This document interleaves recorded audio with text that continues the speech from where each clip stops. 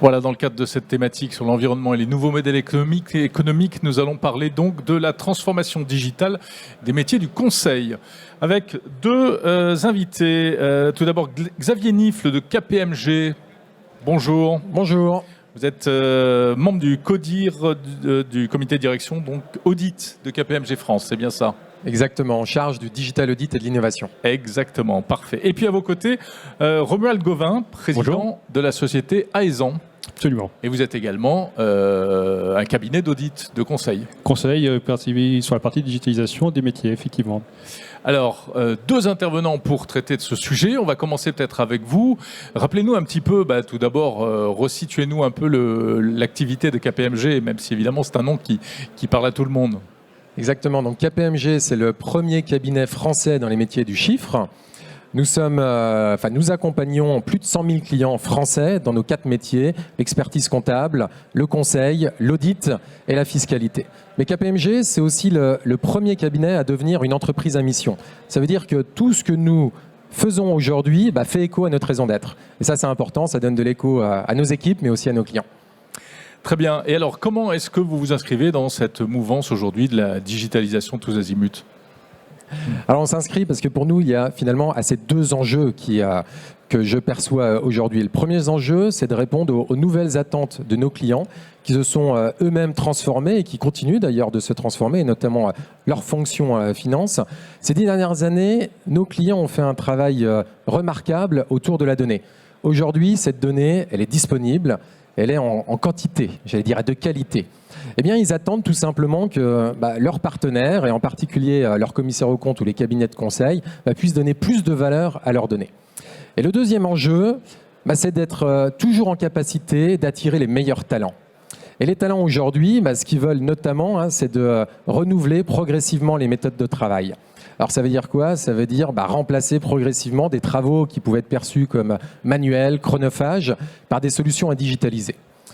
Et ce, pour qu'ils puissent se réorienter, se concentrer sur ce qui est le plus intéressant de nos métiers. Et finalement, ces deux enjeux, on les adresse aujourd'hui à travers la transformation digitale de nos 4 métiers. Donc vous avez dû vous-même mettre en place des stratégies, vous-même vous transformer aussi peut-être en amont. Et on ne fait que ça, Ouais. On se transforme. Vous avez commencé il y a un bon moment déjà, il faut bien le dire. Moi, j'ai intégré KPMG en 2005 et je peux vous dire qu'aujourd'hui, le métier que j'exerce n'a plus rien à voir avec celui que j'ai pu connaître lorsque j'ai intégré ce cabinet. Et on travaille fort sur 3 ou 4 leviers. Si j'ai quelques minutes, je peux vous en parler. Allez-y. Le premier, c'est les outils.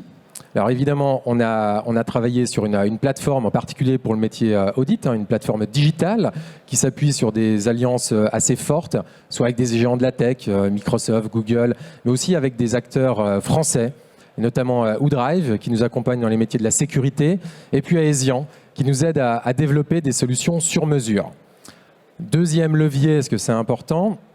C'est l'acculturation et c'est le mindset. Et on adresse cet enjeu à travers des programmes d'acculturation au digital.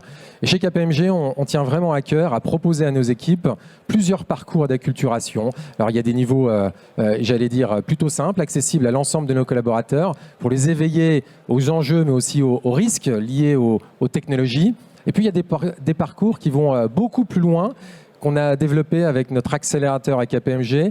L'idée, c'est d'identifier et de faire émerger les futurs leaders de l'innovation au sein du cabinet.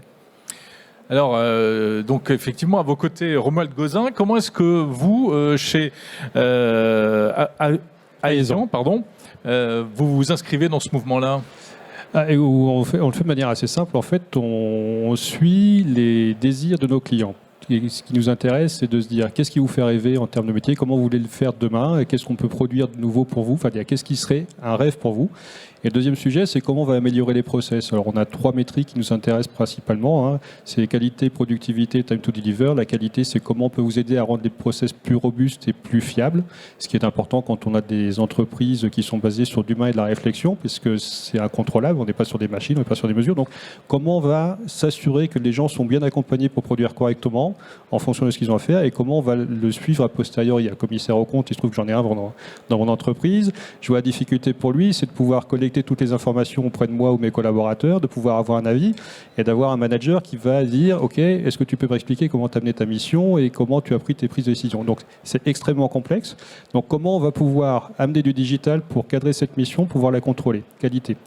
Productivité, c'est à peu près le sujet évident. Hein. C'est comment on fait pour apporter plus d'outillage aux collaborateurs pour qu'ils puissent passer plus de temps à réfléchir, à avoir de la création de valeur. On se disait il y a 10 ans, on va supprimer, ou il y a 15 ans, on va supprimer toutes les activités à faible valeur ajoutée, ce qu'on a dit dans l'industrie. Aujourd'hui, ça n'existe plus. Tout le monde produit de la valeur, tout le monde réfléchit. La question, c'est plutôt de se dire quels sont les sujets qui sont les mieux maîtrisés et comment on va les confier à des process digitaux, comme on le confiait précédemment à des stagiaires ou des juniors, des gens qui débutaient. Donc, comment je vais sous-traiter ou exploiter les choses qui sont mieux maîtrisées pour me concentrer sur la difficulté. Troisième élément, time to deliver, comment je gagne du temps à produire quelque chose si ça produit de la valeur pour mon entreprise. Et donc là, on va trouver ça dans tous les gens qui gèrent de la finance, de la logistique, tous les métiers où il y a de l'enjeu de délai de réaction ou de prise de décision. Finalement, à vous entendre, on a vraiment le sentiment que cette fameuse digitalisation, c'est d'abord une histoire d'humain, en fait, le plus souvent.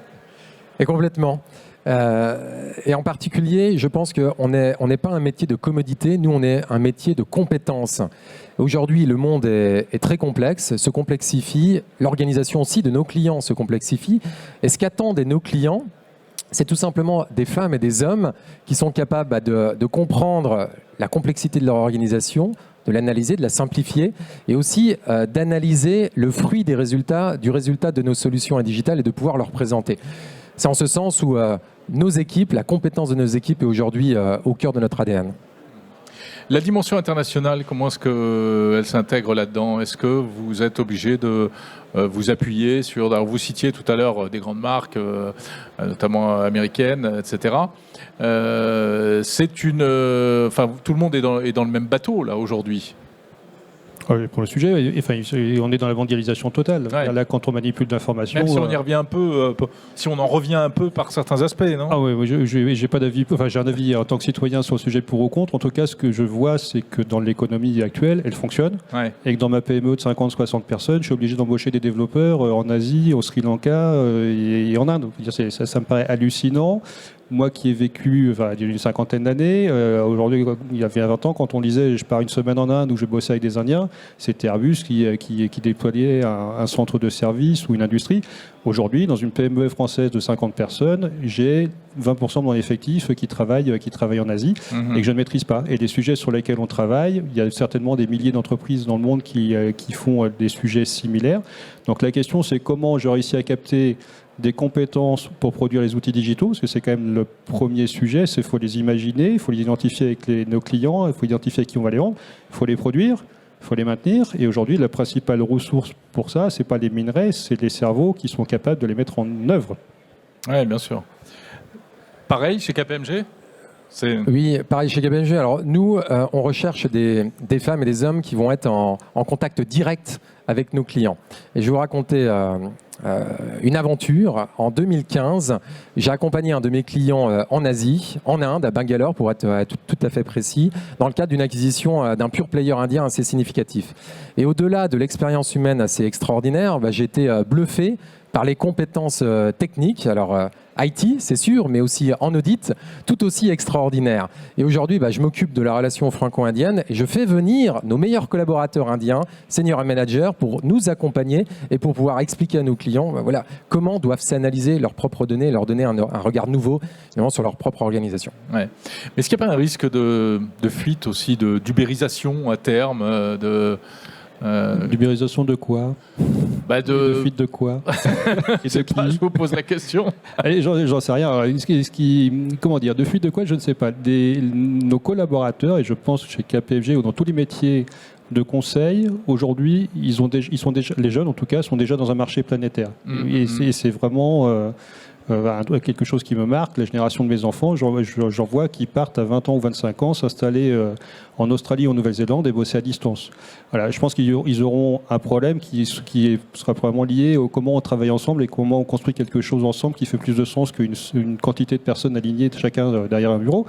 Mais la fuite des process et de la manipulation de données, aujourd'hui, elle est déjà en route. On ne se pose plus la question où sont stockées les données, on n'en sait à peu près rien, ou on a une vague idée.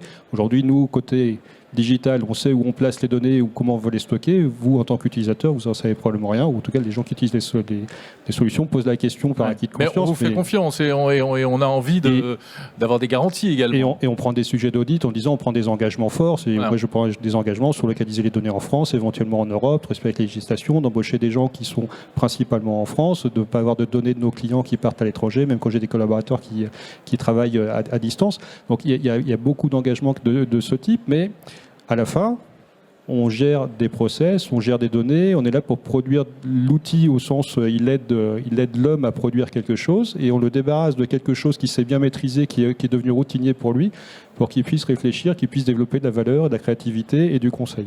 Voilà, le conseil, il ne peut être produit que par des humains. Le conseil est forcément lié à la nature de ce qu'il produit. Si c'est du conseil dans le métier du chiffre, dans le domaine de la cybersécurité, de la sécurité, de l'immobilier, on en a ici. Donc l'outil, il peut être exploité à peu près partout, mais il va être utilisé localement et sur des contextes réglementaires ou de proximité client, principalement géographiquement proches. Xavier ? Oui, dans nos métiers, nous, ce sont des métiers de relations humaines. Et ce que recherchent chez nos clients, c'est vraiment la compétence. Donc, à l'ubérisation, pas encore à moyen terme. Et c'est une évidence.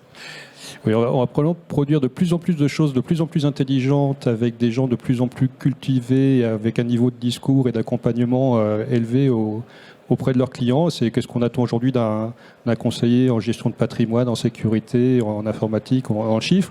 C'est de m'expliquer c'est quoi les enjeux pour vous et de les contextualiser. Alors moi, c'est ce que j'attends de mon commissaire aux comptes, typiquement. Est-ce que ma boîte va bien ? Pourquoi ? Comment vous voyez la croissance ? Comment je la confronte à ma point de vue de chef d'entreprise ou de développement ? Et quels sont les risques pour moi dont je n'ai pas conscience ? Voilà, ça, le digital, ça les porte et ça revient, la valeur revient vers nous. Très bien. Merci beaucoup, messieurs. Avec plaisir. Xavier Nifle, membre du CODIR Audit de KPMG France en charge du digital audit et de l'innovation. Et Romuald Gauvin, président de Aesan. Merci à tous les deux. Merci à vous. Au revoir.